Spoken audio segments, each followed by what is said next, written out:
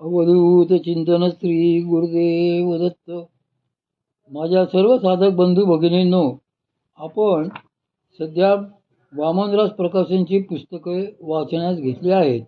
सध्या आपण परमपूज्य दादा लिखित साधना जिज्ञासा हे पुस्तक वाचत आहोत. यात प्रश्नोत्तरं आहेत. साधकांना जे प्रश्न पडतात त्याची उत्तरं याच्यात दिलेली आहेत. प्रश्न असा विचारतायत साधक, साधनेनंतर शक्ती सडरी मारत जाते, त्यामुळे जीवनाच्या सर्व क्षेत्रात निरस झाल्यासारखे वाटते. याच्यावर मात कशी करावी? उत्तर, साधनेने केवळ अलिप्तपणा वाढते, जीवन असे निरस होत नसते. कधी कधी साधनेच्या सुरुवातीच्या काळात ती भगवती शक्ती आतून वैराग्य निर्माण करते. तो वैराग्याचा भाग पूर्ण पचेपर्यंत अनेकांना जरा अवघड जाते. त्यामुळे आपण उदास निरस होत आहोत असे त्यांना वाटते. अशा वेळी ज्या गोष्टी आपल्याला पूर्वी खूप आवडायच्या त्यातही रस वाटण्याचा होतो. उदाहरणार्थ, घरी एखादा आवडता पदार्थ केला की आज अमुक अमुक पदार्थ मिळणार म्हणून पूर्वी आपण नाचायचो. पण कालांतराने असे लक्षात येते की आपली त्यातील ओढच कमी झालेली आहे.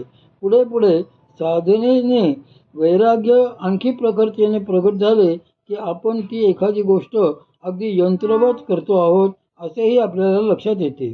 पूर्वी खूप आवडत असलेला पदार्थ आपल्यासमोर जर कोणी आणून ठेवला तर आपण तो खाऊ, पण त्यात पूर्वीची आनंदाची अनुभूती उरलेली नसते. अमेरिकेत परमपूज्य सौ ताईंचे एक गुजराती गृहस्थ अनुग्रहित आहेत. त्यांना जिलबी फार आवडायची. जिलबी पाहिली की ते नाचायचेच.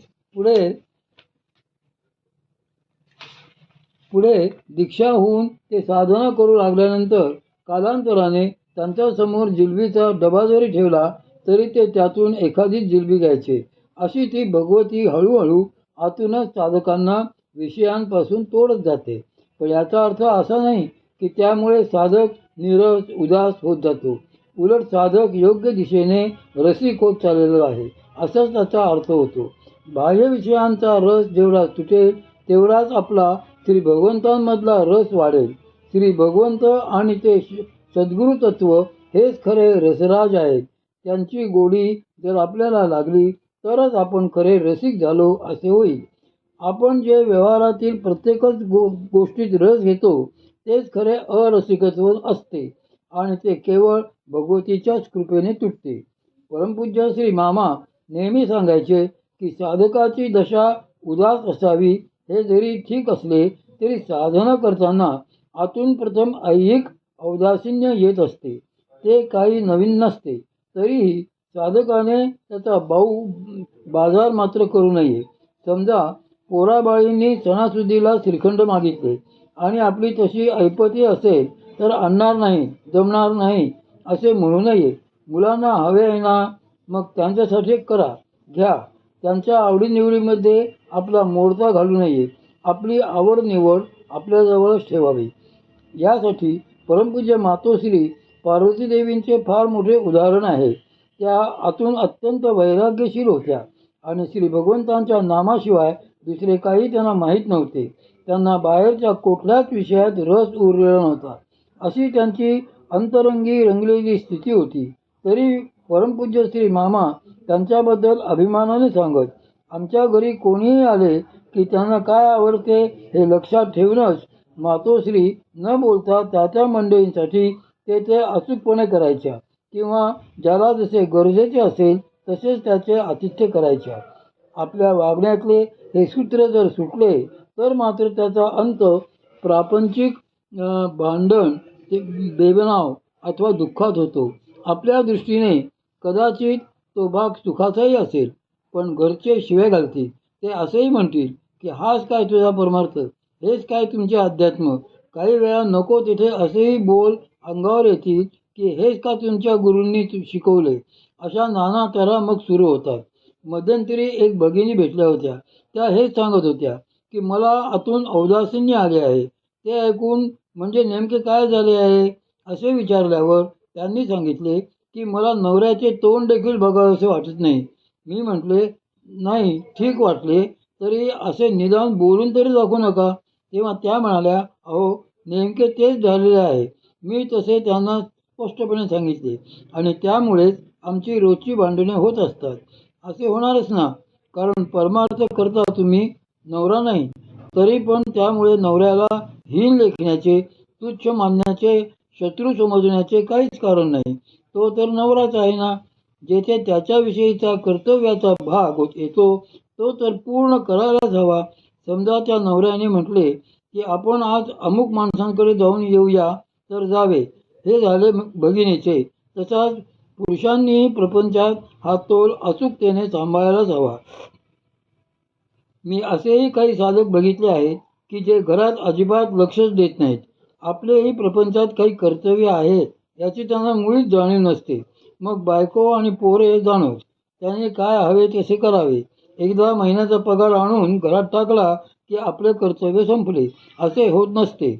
आतून खरी अलिप्तता आल्यावर बाह्यता जरी प्रपंचात एखादा रसिकत्वाने राहिला तरी त्याचे काहीही बिघडत नाही.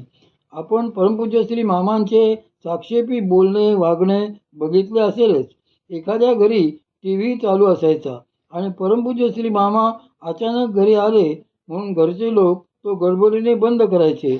अशा वेळी मामा प्रेमाने म्हणायचे, अरे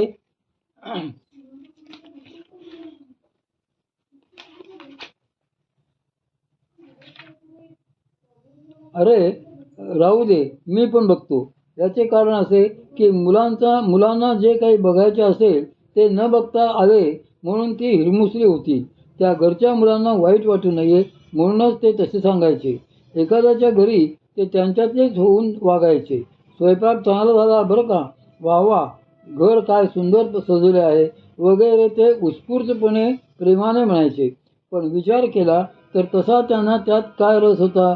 म्हणूनच एखाद्या ठिकाणाहून एकदा ते बाहेर पडले की मग त्यांना त्यातलं काहीच आठवत नसे. काही लोकांना मात्र त्यामुळे एक अजब सवयच लागली होती. परमपूज्य श्री मामा त्यांच्या घरी गेले की ते विचारायचे, मामा तुम्हाला सिनेमा आवडतो ना, नाटक आवडते ना, तर मग आम्ही एखादी कॅसेट लावतो. मामा शांतपणे त्यालाही हो म्हणायचे, कारण त्यांना हे प्रपंचाचे नाटक चांगलेच जमले होते. प्रपंचाच्या नाटकात समरस होण्यापेक्षा अलिप्त राहून ते उत्तम रीतीने वठवायला काहीच हरकत नसते. आपण नट आहोत हे भान राहिले की पुरे. असे नाटक साधले की घरचे लोकही सुखी आणि आपणही सुखी. मग आपला परमार्थ आनंदाने होतो तर त्यांचा प्रपंच सुखाचा होतो.